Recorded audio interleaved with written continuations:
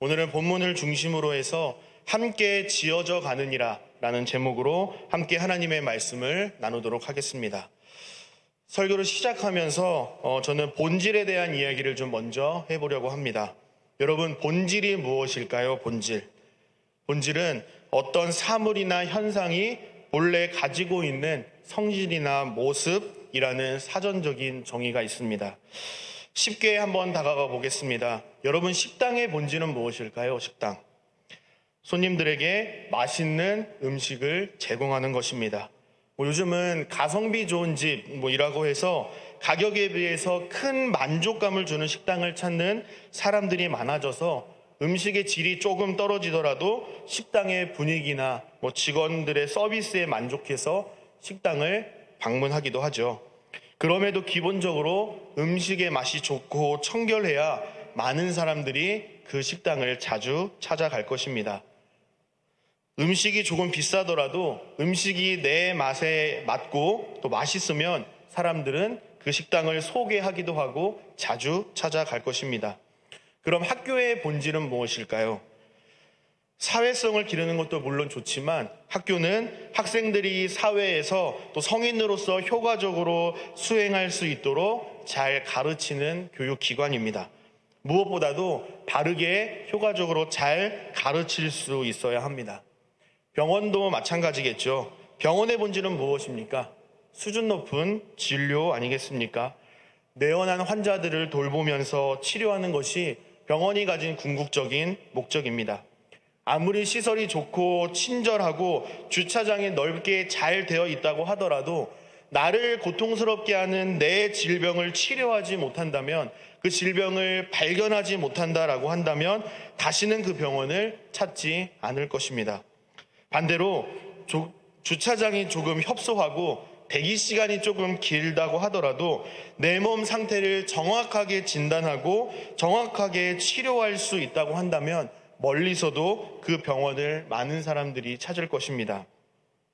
사랑하는 여러분, 그렇다면 교회의 본질은 무엇이며 성도의 본질은 무엇일까요? 세계적인 포털 사이트 구글에서 대한민국 교회 지도라고 치면 나오는 사진이 한 장 있습니다. 우리 지도 사진 한 장 띄워주시면 감사하겠습니다. 구글 포털 사이트에 대한민국 교회 지도라고 검색하고 엔터를 누르면 다음과 같은 사진이 나옵니다. 여러분 어떠십니까? 몇 년 전 자료이긴 하지만 대한민국에는 이렇게 수많은 교회가 세워져 있다고 이야기하고요. 계속해서 교회는 세워지고 있습니다. 이렇게 수많은 교회가 있는데 그중 하나가 우리 부천 내동에 있는 천산 중앙교회죠. 여러분, 우리나라에 이렇게 많은 교회가 세워져 있는데 교회의 존재 가치와 목적은 과연 무엇일까요? 예수 그리스도의 제자요 성도로 살아가는 이 시대에 요구되는 저와 여러분의 역할은 과연 무엇일까요? 오늘 본문 에베소서 2장 이 후반부 내용을 함께 살펴보면서 교회의 본질과 성도의 본질에 대한 답을 찾아보고 함께 고민해 보면 좋겠습니다. 오늘 본문 11절 말씀을 보시면 이렇게 기록하고 있습니다. 우리 11절 말씀을 한 목소리로 합독하겠습니다. 에베소서 2장 11절 말씀입니다. 시작. 그러므로 생각하라. 너희는 그때의 육체로는 이방인이요 손으로 육체에 행한 할례를 받은 무리라 칭하는 자들로부터 할례를 받지 않은 무리라 칭함을 받는 자들이라. 아멘. 11절은 시작하면서 그러므로 생각하라 라고 시작하고 있는데 바로 앞부분인 에베소서 2장 1절부터 10절과 연계된 말씀이라는 사실을 우리는 잘 알 수 있습니다. 여러분, 에베소서 앞부분에서 우리가 어떤 내용을 함께 살펴보았는지 기억하고 계십니까? 에베소서 1장에서는 바울은 예수 그리스도 안에서 하나님의 예정하심과 그 구속의 은혜를 찬양을 했습니다. 그리고 이어서 2장 앞부분에서는 허물과 죄로 죽었던 너희를 살리셨도다. 너희는 그 은혜에 의하여 믿음으로 말미암아 구원을 받았으니 이것은 너희에게서 난 것이 아니요 하나님의 선물이라 라고 말합니다. 이렇게 에베소 교인들에게 오직 하나님의 은혜로 말미암아 믿음으로 구원받았다라는 사실을 에베소 교인들에게 상기시키고 있습니다. 정리를 좀 해보면 스스로 하나님을 찾을 수 없고 하나님 나라를 기대하거나 소망할 수도 없는 허물과 죄로 죽었던 본질상 진노의 자녀였으나 예수 그리스도의 그 큰 사랑을 인하여 하나님의 은혜로 믿음으로 말미암아 구원받아서 하나님의 자녀요 새 사람으로 변화되었다라는 사실을 생각하라고 지금 사도 바울은 권면하고 있습니다. 구원받기 전의 모습과 구원받은 이후의 모습을 비교해서 생각을 해보라는 것입니다. 여러분, 누구에게나 치욕스러운 과거가 있을 수 있습니다.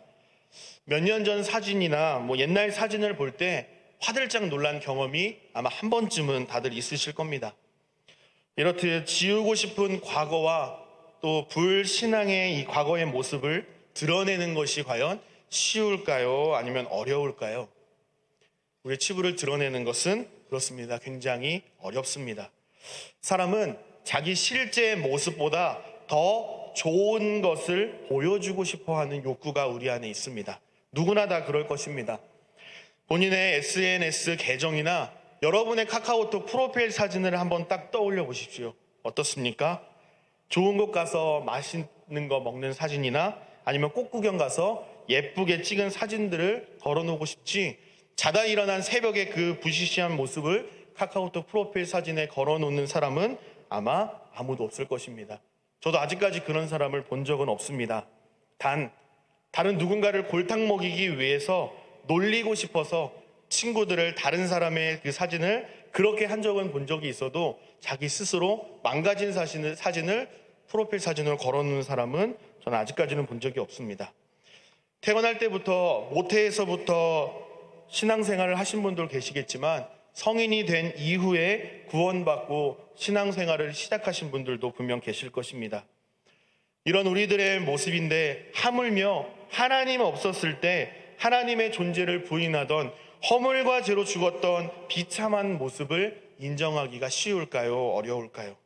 굉장히 어려운 일입니다.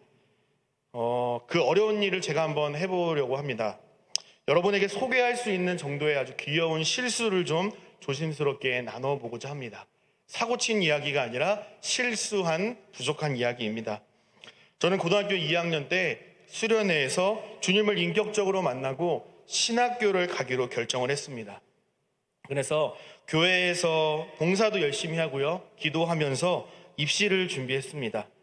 학교에 이제 서류를 내고 면접을 봤는데 결과는 낙방이었습니다. 여러분, 그 사이에 어떤 일이 있었을까요? 물론 성적도 별로 좋지 않았습니다만 면접에서 저는 큰 실수를 했습니다. 어떤 실수를 했는가 하면 이 면접을 보시는 교수님께서 저에게 이런 질문을 하셨습니다. 성경은 총 몇 권입니까? 라고 저에게 아주 기초적인 질문을 하셨어요. 그래서 저는 아주 당당한 태도로 아주 당당하게 대답을 했습니다. 67권입니다. 이렇게 저는 대답을 했습니다. 제 대답을 들으시고는 고개를 갸우뚱하시더니 다시 한번 물으시더라고요. 성경이 67권이에요? 라고 다시 한번 물어보셔서 저는 너무나도 확신이 있었기 때문에 당당한 마음으로 네, 제가 보는 성경은 그렇습니다. 라고 저는 대답을 드렸고요. 보기 좋게 떨어졌습니다. 제 면접 순서를 이제 마치고 나왔는데 또 당당한 모습으로 나왔겠죠. 근데 면접을 도와주는 그 선배님 중에 한 분, 그 조교가 저에게 질문하더라고요.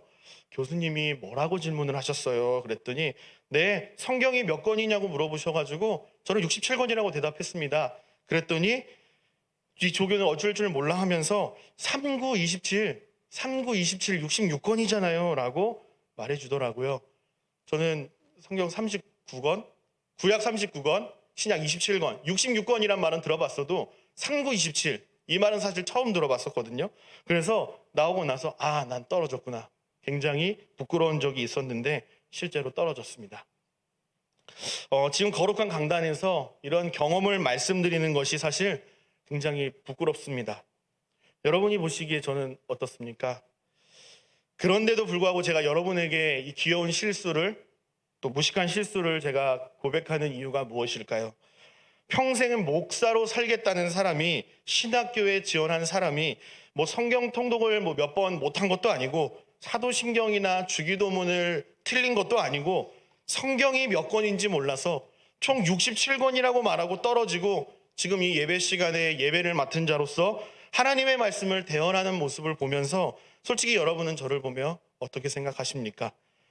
바보라고 혀를 차고 계시는 건 아닐까요? 저 스스로는 그렇게 이야기하고 있습니다. 바보. 그런데 혹시 이렇게 생각하시는 분 계십니까? 아, 저 사람도 쓰시는구나. 하나님께서 역사하셨구나. 하나님께서 은혜 주셨구나. 하나님께서 인도하시고 함께 하셔서 저 자리에 세워주셨구나 라고 혹시 생각할 수 있지는 않을까요? 제가 너무 터무니없게 해석하는 걸까요? 오늘 본문 11절에서 그러므로 생각하라 라고 말하는 이 사도 바울의 요점이 바로 이런 것입니다. 바울 사도는 구원받기 전과 구원받은 이후의 삶을 비교하면서 생각해야 된다라고 말씀합니다. 에베소 교인들이 하나님의 자녀가 되었음에도 불구하고 구원받았음에도 불구하고 그리스도 밖에 있는 것처럼 행동하고 세상에서 여전히 소망이 없고 하나님도 없는 사람처럼 살지 말고 또한 그렇게 되어서도 안 된다라고 지금 강조하고 있는 겁니다. 에베소서는 교회 안에서 일어나는 이 불화와 분쟁의 소식을 듣고 바울이 교회의 하나됨을 강조하기 위해서 쓴 편지입니다.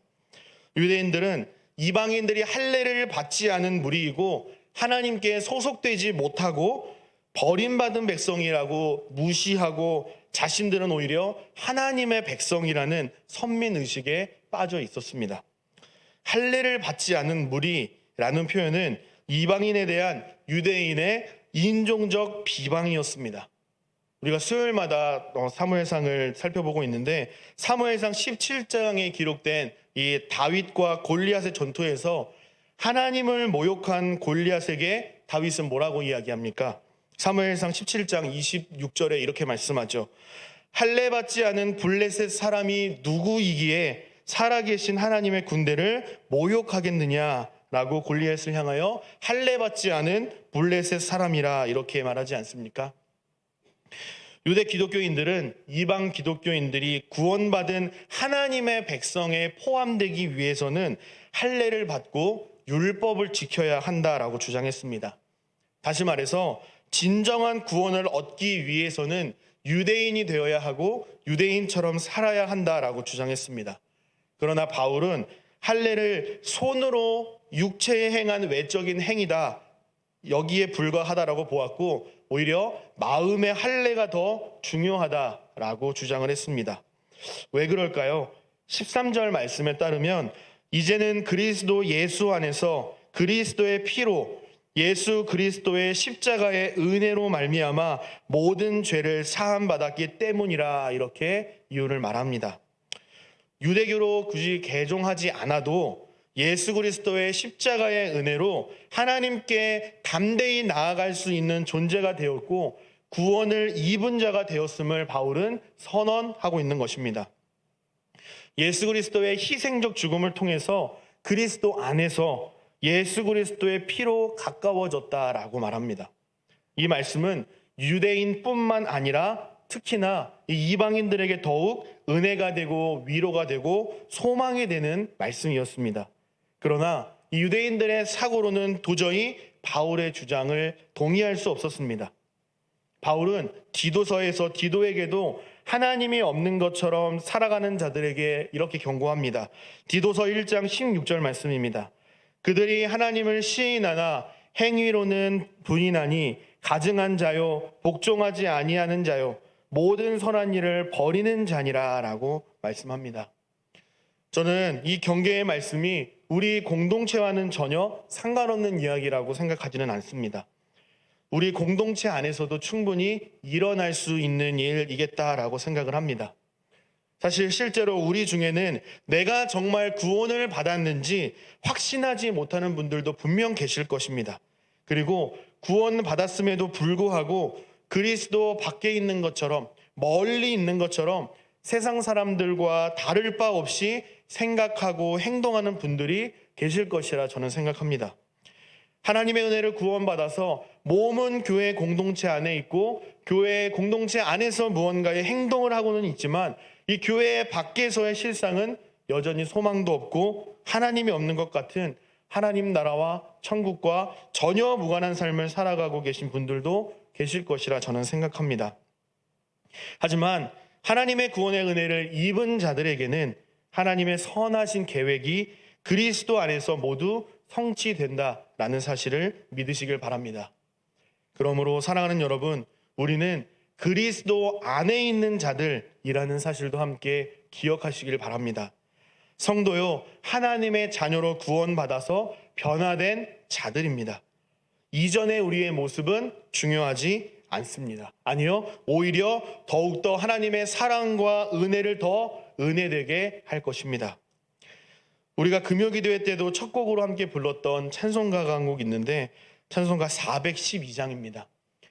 내 영혼의 그 깊은 데서라는 찬송가입니다. 물론 1절부터 4절까지 그리고 후렴까지 모든 가사가 참 은혜가 되었지만 특별히 4절 가사가 제게 더 큰 은혜로 다가왔습니다. 여러분 가사 아십니까? 이 땅 위에 험한 길 가는 동안 참된 평화가 어디 있나?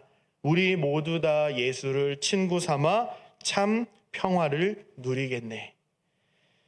둘러보면 정말로 이 세상에 정말 참된 평화가 어디 있나 싶습니다. 코로나19 팬데믹 상황이 2년 가까이 지속이 되고 있고요. 또다시 코로나 확진자가 3,000명이 넘어가는 또 한 번의 대위기를 우리가 경험하고 있습니다. 세상 사람들처럼 낙심하고 절망하지 마시고 두려워하지 마시고 지금도 살아계셔서 우리를 지키시고 우리와 항상 함께 하시는 그 전능하신 하나님을 믿음으로 바라보실 수 있기를 바랍니다. 우리는 비록 우리의 생각과 우리의 가치관으로는 우리의 지혜로는 이 모든 상황을 도저히 다 이해할 수 없습니다. 하나님이 그 이유를 다 설명해 주신다 한들 우리는 그렇구나 납득할 만큼의 지혜를 가지고 있지 않습니다. 하지만 이 상황을 허락하시고 허용하신 분이 하나님이라면 분명히 하나님께서 이 땅을 향한 뜻이 있음을 믿으시길 바랍니다. 변하지 않는 상황에서도 하나님의 일하심을 우리가 신뢰할 수 있는 것은 그리스도 안에 있는 자들에게 하나님께서 주신 특권이자 선물인 줄 믿습니다. 이것을 특권이자 선물로 받으실 수 있는 저와 여러분 되시길 바랍니다. 전능하신 하나님께서 하나님의 때에 반드시 회복하실 것을 믿고 그때까지 인내하시면서 이와 같은 때에 이 어려운 때에 나는 어떻게 믿음을 지키며 살아갈 것인가 한 번 더 고민해 보시고 이런 과정 속에서 더욱더 주님 안에 거하기를 힘쓰시고 그렇게 함으로써 하나님께서 주시는 참된 평안과 안전을 풍성히 누리시는 저와 여러분 되시기를 소망합니다. 이어서 바울은 예수님께서 우리의 화평이 되신다라고 말씀합니다.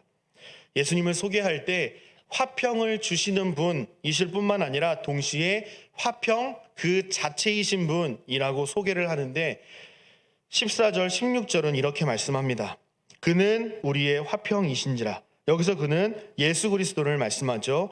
둘로 하나를 만드사 원수된 것 곧 중간에 막힌 담을 자기 육체로 허시고 법조문으로 된 계명의 율법을 폐하셨으니 이는 이 둘로 자기 안에서 한 세 사람을 지어 화평하게 하시고 또 십자가로 이 둘을 한 몸으로 하나님과 화목하게 하려 하심이라.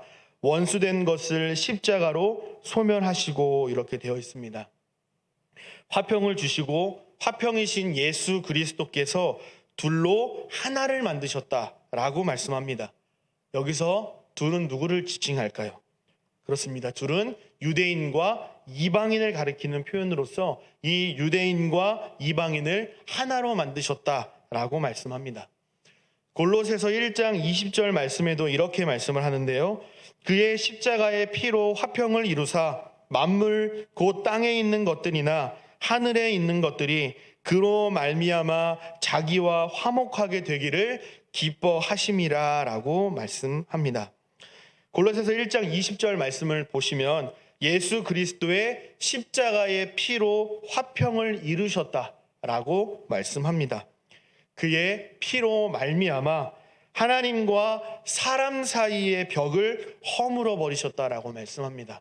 그리고 사람과 사람 사이 인종과 인종 사이의 벽을 모두 허무셨습니다. 예수님의 십자가로 어느 누구도 허물 수 없는 담을 예수 그리스도 자신의 육체로 허무셨다라고 사도 바울은 말합니다. 아담과 하와의 범죄로부터 하나님과 단절된 인간이 화평을 이루게 되었고요. 유대인과 이방인을 하나로 만드셨습니다. 여기서 하나라는 표현은 둘이 한 자리에 모여 있다, 이 수준을 넘어서 적대감이 없는 상태일 뿐만 아니라 서로 수용하고 사랑해주는 관계를 만드셨다라는 뜻입니다. 따라서 이 예수님의 십자가의 피로 할례의 벽, 율법의 벽, 서로 다른 가치관의 벽, 서로를 무시하고 비난하는 하나 되지 못하게 하는 이 신분의 벽 등 율법도 할례도 그 어떤 것도 제거할 수 없었던 벽을 그리스도의 자기 육체로 허물어서 하나 되게 하셨습니다. 유대인과 이방인이 그리스도 예수 안에서 서로 연합하여서 교회의 공동체를 이루게 되었음을 말씀합니다. 놀라운 말씀이죠. 갈라디아서 3장 26절 28절에서도 바울은 이렇게 말씀합니다. 너희가 다 믿음으로 말미암아 그리스도 예수 안에서 하나님의 아들이 되었으니 누구든지 그리스도와 합하기 위하여 세례를 받은 자는 그리스도로 옷 입었느니라. 너희는 유대인이나 헬라인이나 종이나 자유인이나 남자나 여자나 다 그리스도 예수 안에서 하나이니라 라고 말씀합니다. 사랑하는 여러분, 우리는 이쯤에서 이런 질문을 좀 던져볼 수 있을 것 같습니다. 하나님께서 도대체 왜 하나님과 사람 사이의 벽을 허무시고요, 유대인과 이방인 사이의 벽을 허무셨을까요? 도대체 그 이유와 목적과 의도하는 바가 과연 무엇일까요? 18절 말씀에 따르면 하나됨의 목적은 하나님 아버지께로 나아가는 데에 있다라고 말씀합니다. 예수 그리스도로 말미암아 한 성령 안에서 비로소 하나가 될 때 하나님께로 나아갈 수 있다라고 말씀합니다. 혹 예수 그리스도가 배제되어 없거나 한 성령이 아니고 그분과 화목하지 않는다면 하나님 아버지께로 결코 나아갈 수 없다라고 바울은 분명히 말씀합니다. 마태복음 5장 23절 24절에도 이런 말씀이 기록되어 있죠. 예물을 제단에 드리려다가 거기서 내 형제에게 원망 들을 만한 일이 있거든 생각나거든 어떻게 하라고 말씀하죠? 예물을 제단 앞에 잠시 두고 하나님께 예배하는 일을 잠시 제쳐두고 먼저 가서 형제와 화목하고 그 후에 와서 예물을 드리라 라고 예수님께서는 말씀합니다. 하나님을 예배하기 위해서 주 앞에 나오는 행위도 물론 중요하지만 형제들과 또 공동체와 지체들과의 화목과 연합을 먼저 이룬 다음에 그 후에 주님 앞에 한 마음으로 예배하러 나올 것을 말씀하시는 것입니다. 사랑하는 여러분, 우리는 사랑하는 가족과 공동체 그리고 모든 사람들과 더불어 화목해야 합니다. 화평의 통로가 되어야 하고요. 여러분은 축복의 통로가 되셔야 합니다. 왜냐하면 예수 그리스도께서 화평을 주시는 분이심과 동시에 화평 그 자체이시기 때문입니다. 그분이 우리와 함께 하시기 때문에 우리는 화평할 수 있고 해야 한다는 것입니다. 그렇다면 우리가 모든 사람과 더불어 화목하고 화평하기 위해서는 어떤 노력을 또 어떤 시도를 하면 좋을까요? 무언가를 노력하기보다 우리는 예수 그리스도의 십자가를 더욱더 가까이 하며 묵상함으로써 주님이 나를 사랑하셨듯이 이런 나도 하나님께서 품으시고 사랑하셨듯이 나도 그들을 서로를 사랑하고 품고 섬겨줄 수 있어야 하겠습니다. 조금 억지스러운 것 같기도 하고 또 인위적인 것 같기도 하지만요. 우리 함께 예배하는 가족들과 앞뒤 양옆에 계신 성도님들을 향해서 이렇게 좀 인사했으면 좋겠습니다. 주 안에서 사랑하고 축복합니다. 인사하면 좋겠습니다. 인사해 보겠습니다. 주 안에서 사랑하고 축복합니다. 주 안에서 사랑하고 축복합니다. 네, 조금 쑥스러우시더라도 가정에서 예배 드리시는 분들은 좀 부모님이나 자녀들을 좀 안아주시고 우리 손을 뻗어서 하트를도 좀 만드셔서 한 번 더 좀 인사하겠습니다. 주 안에서 사랑하고 축복합니다. 인사하겠습니다. 주 안에서 사랑하고 축복합니다. 네, 적극적으로 동참해 주셔서 감사합니다. 유튜브로 예배드리시는 분들도 적극적으로 동참해 주셨을 줄 믿습니다. 우리가 주 안에서 사랑하고 축복합니다 라고 서로 고백했듯이 하나님과 원수되었던 우리를 조건 없이 그저 사랑해 주셨듯이 우리도 주님의 사랑으로 충만하여져서 주님의 마음으로 하나님을 사랑하고 서로를 사랑하면서 하나님 앞에 담대히 나아갈 수 있는 저와 여러분 되시길 바랍니다. 하나님께서 주신 선물이자 특권을 풍성히 누리실 수 있기를 바랍니다. 계속해서 19절, 22절 말씀을 함께 살펴보겠습니다. 19절, 22절 말씀은 오늘 본문의 핵심이자 에베소서 전체의 말씀의 핵심 구절이라고도 할 수 있는 매우 중요한 구절입니다. 예수 그리스도의 사역의 결과를 잘 보여주고 있는데 바울은 예수 그리스도로 말미암아 한 성령 안에서 하나님 앞에 나아가도록 부르심을 받은 이 교회의 공동체에 아주 중요한 원리가 담겨 있다라고 말씀합니다. 그것은 과연 무엇일까요? 우리 19절 말씀을 좀 같이 한번 읽어보겠습니다. 에베소서 2장 19절 말씀을 한 목소리로 합독하겠습니다. 시작. 그러므로 이제부터 너희는 외인도 아니요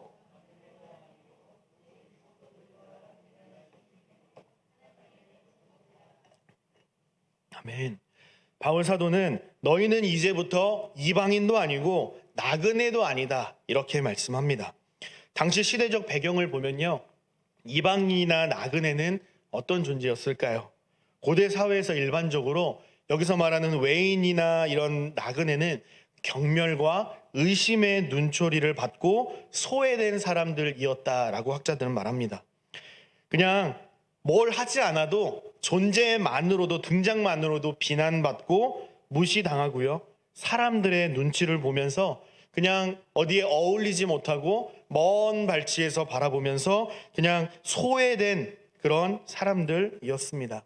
하지만 이제부터는 성도요, 하나님의 백성의 권리를 당당하게 누릴 수 있는 천국의 시민이요, 하나님을 아버지로 모시며 살아가는 하나님의 가족이 되었다라고 사도 바울은 분명하게 선언하고 있습니다.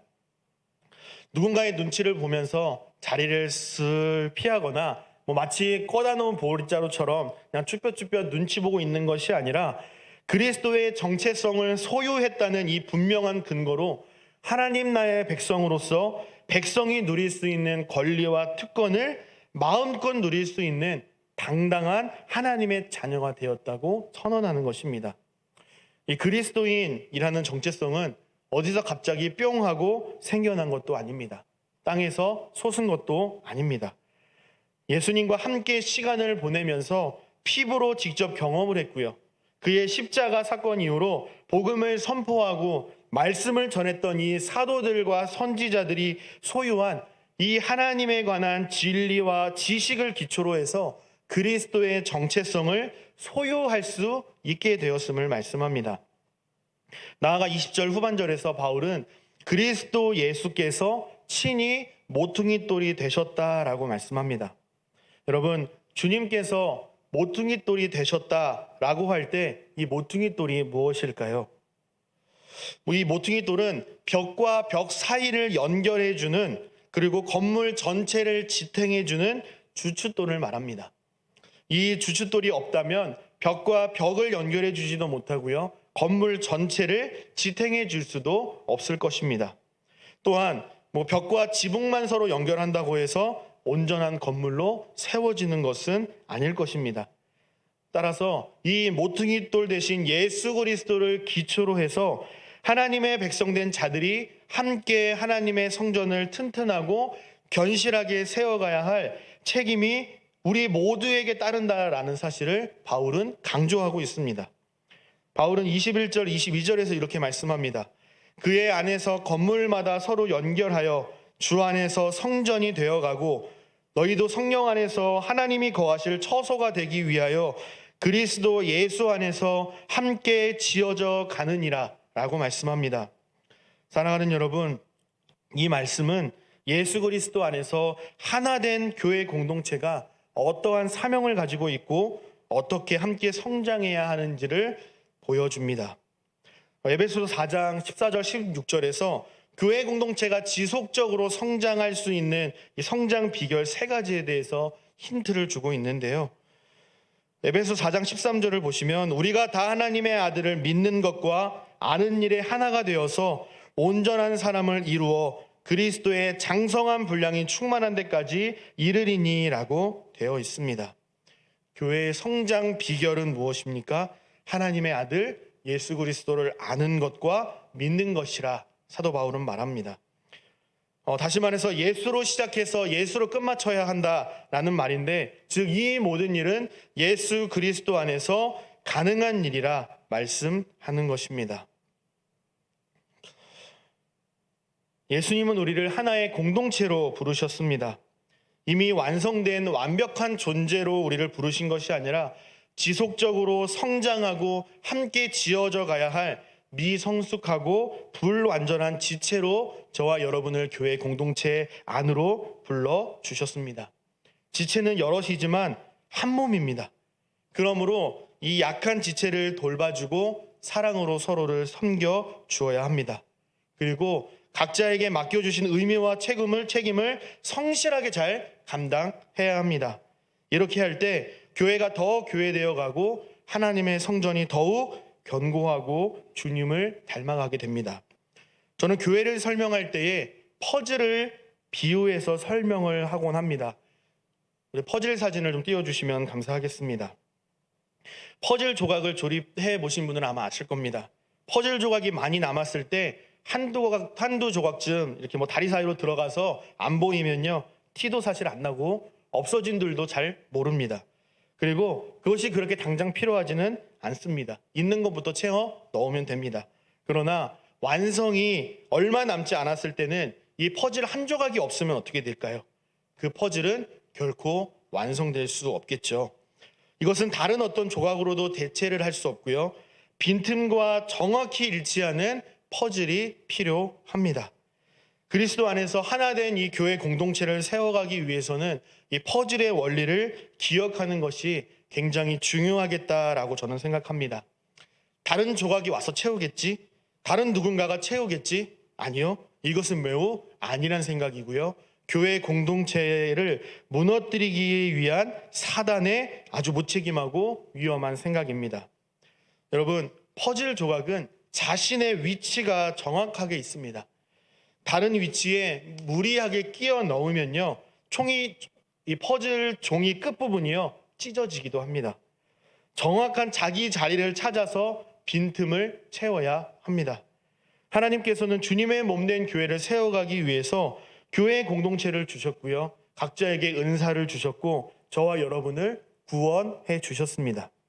그렇다면 하나님께서 저와 여러분에게 맡기신 퍼즐 한 조각의 자리는 과연 어디일까요?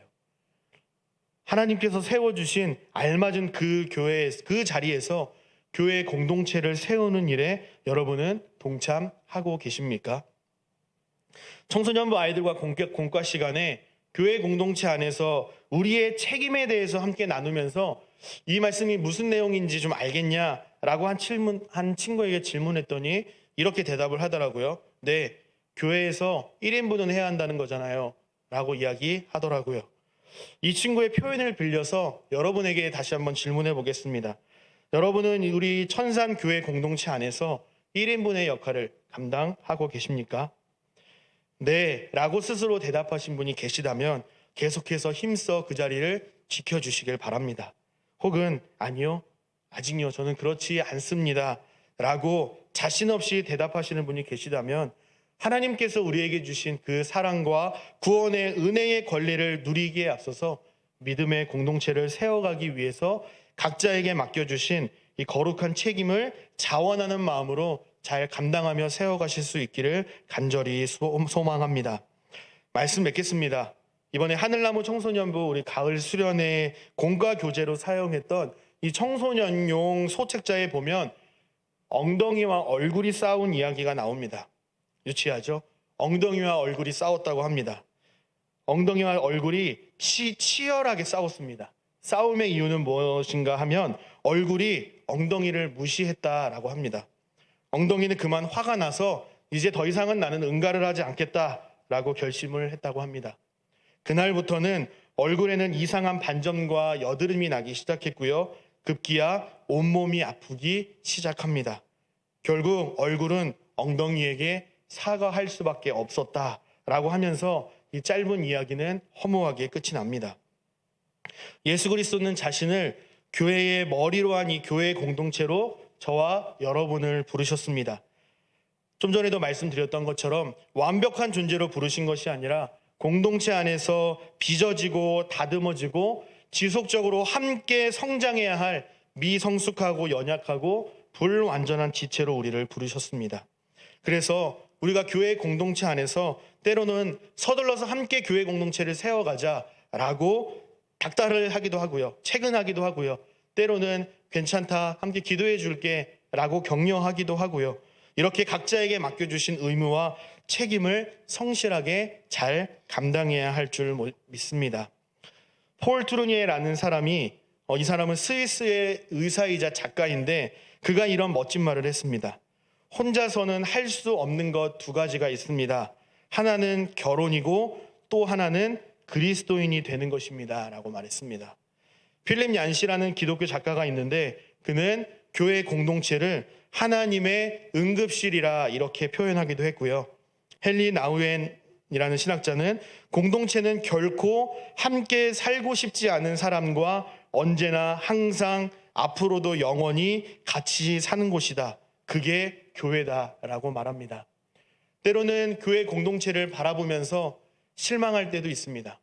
도대체 왜 그래야 하지? 목사가 왜 그러지? 장로가, 권사가 신앙생활 40년, 50년 했다는 사람이 왜 그러지? 예수 믿는 사람이 왜 그러지?